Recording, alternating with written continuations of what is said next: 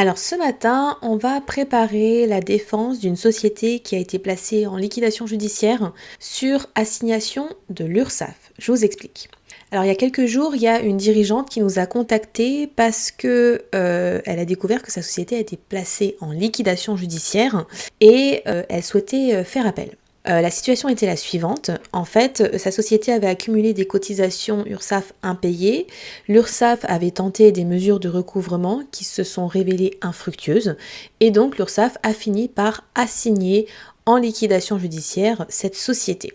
Quand la dirigeante a reçu cette assignation, elle a tenté de se rapprocher de l'URSSAF, de négocier un échéancier, mais elle ne s'est pas présentée à l'audience. Et donc malheureusement, le tribunal a prononcé la liquidation judiciaire de sa société. Quand on est dans ce cas de figure, effectivement, on a la possibilité de faire un recours et heureusement, on a la possibilité de faire appel dans un délai de 10 jours à compter de la notification du jugement d'ouverture de la procédure collective. Donc en l'occurrence, c'est ce qu'on a fait, ça va assez vite, donc faut pas perdre de temps.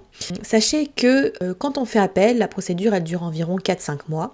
Et pendant la procédure d'appel, en fait, l'appel n'est pas suspensif, donc ça veut dire que la procédure collective, elle continue à produire ses effets. Donc par exemple, dans le cas de la liquidation judiciaire, ça peut être très embêtant parce que ça veut dire que pendant 4-5 mois, le temps que la cour d'appel rende son arrêt, votre société elle est en liquidation judiciaire.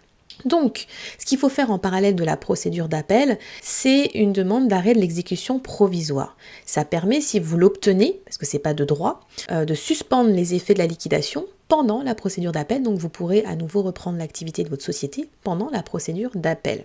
Sachez que si vous faites que ce soit la procédure d'appel ou la procédure d'arrêt de l'exécution provisoire, en général on fait les deux en parallèle, il faut constituer un dossier qui est solide, notamment des pièces comptables, les comptes annuels, un prévisionnel d'exploitation et de trésorerie sur les 6 prochains mois, à minima. Voilà, parce que sinon ça sert à rien de faire un recours. On va forcément vous demander des documents comptables qui permettent de justifier que la liquidation judiciaire n'a pas à être prononcée.